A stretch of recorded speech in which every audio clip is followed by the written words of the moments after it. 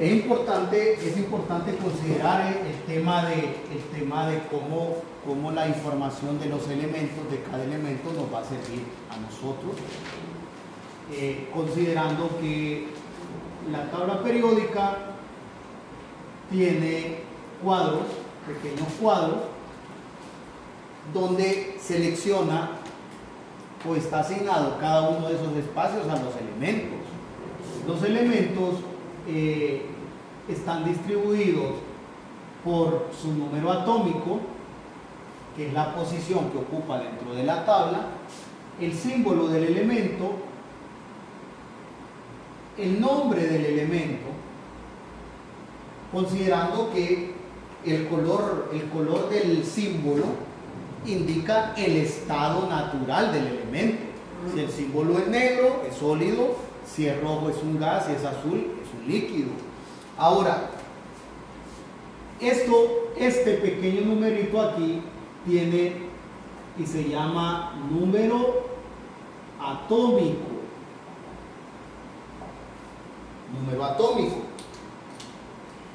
Este que está aquí es el símbolo, y ya sabemos que en el caso del símbolo, el color influye mucho en el estado natural. El nombre del elemento. ¿Qué más podemos entender de la tabla? Aquí aparece el PE. ¿Qué es PE? Punto de ebullición, la temperatura a la cual el elemento está en su estado líquido. El punto de ebullición de cada uno de los elementos que aparece ahí.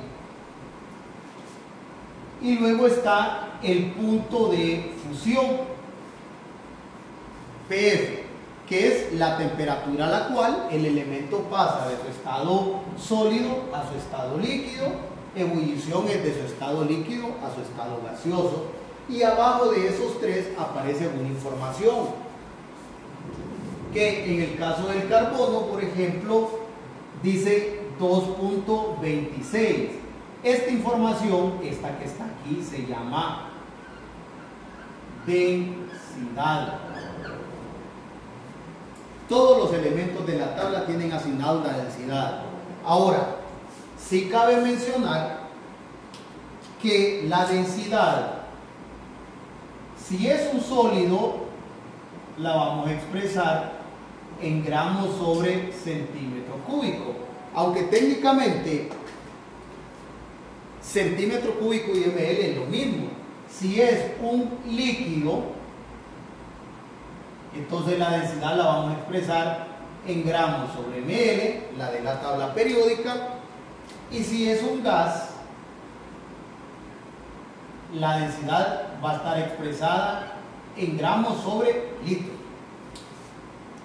¿Qué otra información aparece dentro de la tabla periódica? Estamos analizando todos los valores y aparece en la parte superior, aparece un valor aquí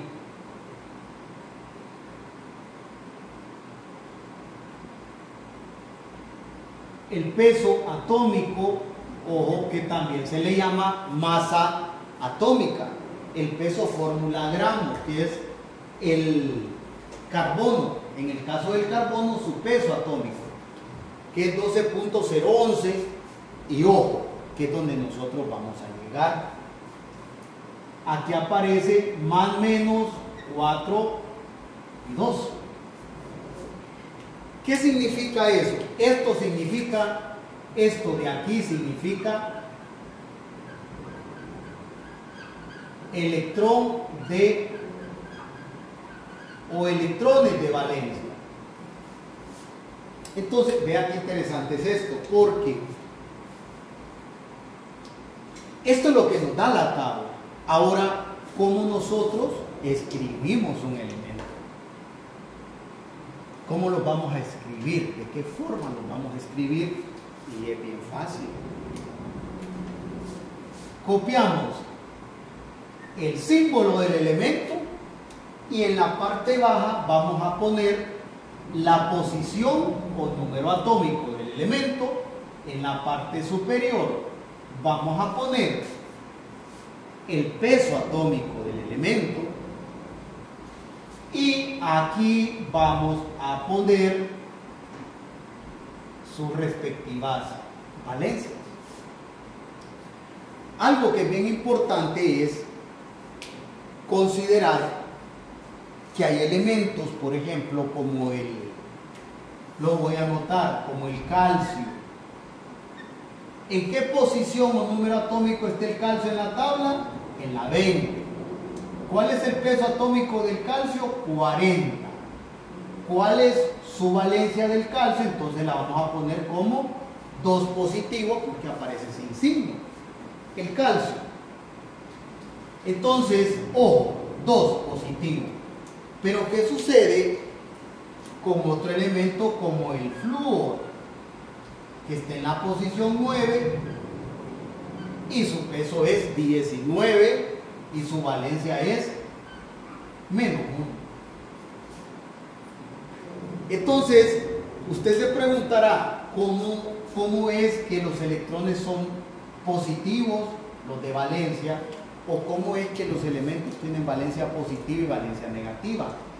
Es sencillo, porque los elementos, cuando usted les asigna un número de valencia positivo o negativo, a los elementos se les considera como un ion.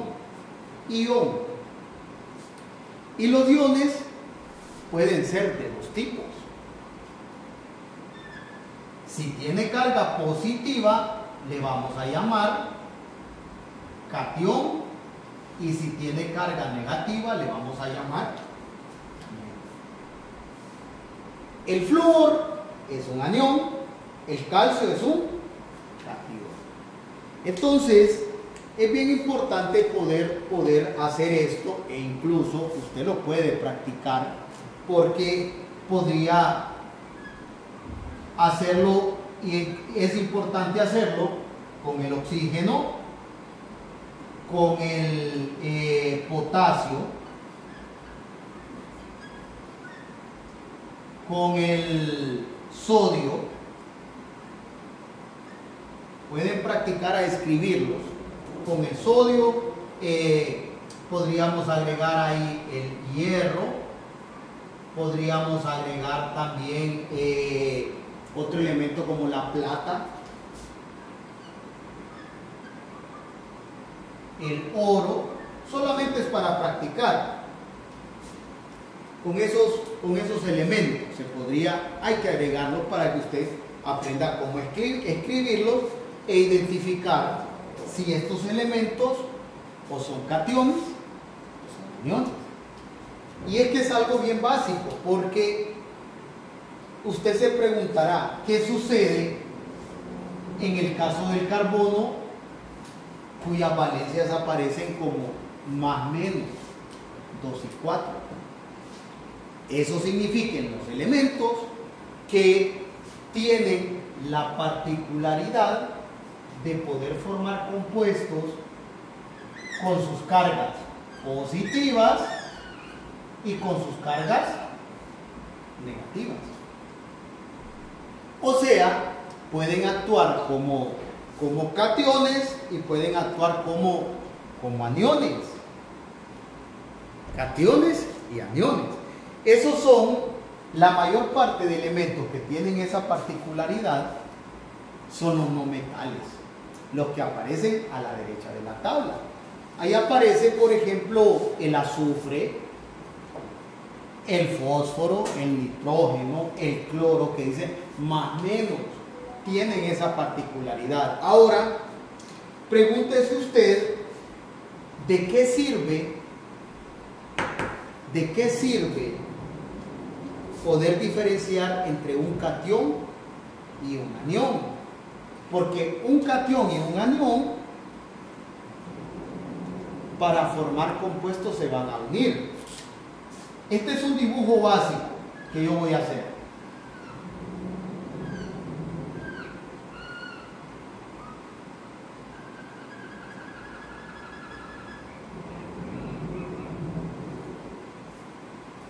Eso es una batería normal de la que usted puede utilizar para ponérselas a control. La batería viene marcada con un lado negativo y con un lado positivo. ¿Qué va a suceder si usted dentro del control coloca los dos lados positivos? No va a funcionar. Y si coloca juntos los dos lados negativos, tampoco va a funcionar. Tiene que haber ahí una reacción. Entonces, cuando usted forme compuestos, acuérdese de la batería. Porque en química, los cationes se unen con los aniones. Por eso es que vamos a explicar algo bien básico, y es el tema de una de las moléculas más conocidas que existe y que su fórmula está bien establecida, que es la fórmula del agua. ¿Quiénes forman al agua? Al agua lo forman hidrógeno y oxígeno. Pero fíjese que qué interesante es que si yo escribo al hidrógeno, el hidrógeno esté en la posición 1, su peso atómico es 1 y su valencia es 1. Y como no tiene signo, es positivo, por lo tanto el hidrógeno es un catión. Y si usted escribe al oxígeno, cuyo número atómico es 8, su peso atómico es 16 y sus electrones de valencia es -2. O sea que el oxígeno no es un catión, es un anión. Y como el hidrógeno es un catión y el oxígeno es un anión, ambos tienen la facilidad de poder unirse a través de enlaces químicos, que posteriormente lo vamos a ver. Pero ¿se pueden unir? Sí.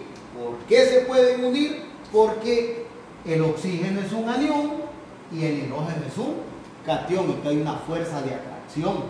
Esto es tan básico como cuando usted habla del tema de un imán, por ejemplo. ¿Qué hace usted cuando acerca dos imanes? Si usted acerca la parte positiva de un imán con la parte negativa del siguiente, usted va a sentir una fuerza que hace que los atrae, ¿cierto? Esa fuerza no se ve, pero sí existe. Es lo más parecido a explicarle a usted lo que es un enlace químico. Sencillo. ¿Qué va a suceder si usted acerca las dos caras positivas del imán? Va a crear una fuerza que no va a permitir que se unan, porque chocan. Entonces, vea qué interesante, porque este es un conocido, el agua. Pero este es otro compuesto conocido, muy famoso, contaminante de la atmósfera, utilizado en la fabricación de refrescos. El gas que le ponen a los refrescos es dióxido de carbono. Se le inyecta, pero se llaman bebidas carbonatadas. El dióxido de carbono, cuando se congela a bajas temperaturas, muy bajas, se convierte en el famoso hielo seco. El dióxido de carbono es el que nosotros exhalamos cuando respiramos. Y ese dióxido de carbono es el que las plantas absorben para la fotosíntesis. Ese es un gas que es importantísimo en todo el ciclo de vida del planeta, en todos los procesos. Pero si lo vemos a nivel de química, el dióxido de carbono es un compuesto formado por oxígeno. Lo vuelvo a escribir. Número atómico 8, peso atómico 16, electrones de valencia 2, el oxígeno es un anión. ¿A quién está unido el oxígeno? A un carbono. En número atómico 6, peso atómico 12, y el carbono tiene la particularidad, que es lo que le acabo de mencionar, de que el carbono puede actuar como un anión o como un catión por sus valencias. En este caso, nosotros vamos a poder definir, como ya el oxígeno es un anión, que el carbono tendría que ser forzosamente el catión. Porque si usted ya tiene a la parte negativa de la fórmula, le hace falta encontrar a la parte positiva de la fórmula. Algo bien interesante es en química, es que en una fórmula química de compuestos inorgánicos,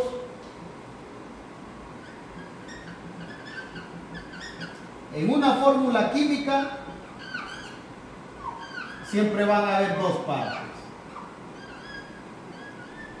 Y mire qué interesante es eso, que en cualquier fórmula química que usted escriba, siempre va a poner primero al que tenga la carga positiva al catión y deja al final la parte negativa al anión.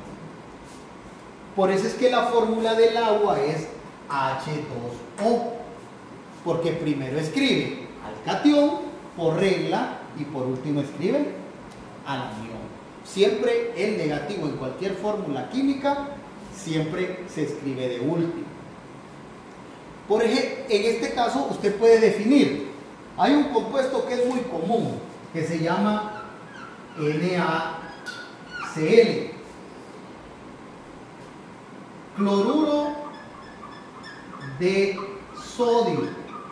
Ese es un nombre químico, aunque a nivel comercial esa es la fórmula de la sal común, la sal que utilizamos en nuestras casas. Ahora, con lo que yo acabo de explicar, jóvenes, solo viendo la fórmula, yo le puedo decir a usted que el sodio es mi catión y que el cloro va a ser mi anión. ¿Por qué? Porque la regla me dice, en una fórmula química usted escribe primero al catión y luego escribe al anión. Entonces, es importante que practique con estos para escribirlos y definir si es un catión o es un anión.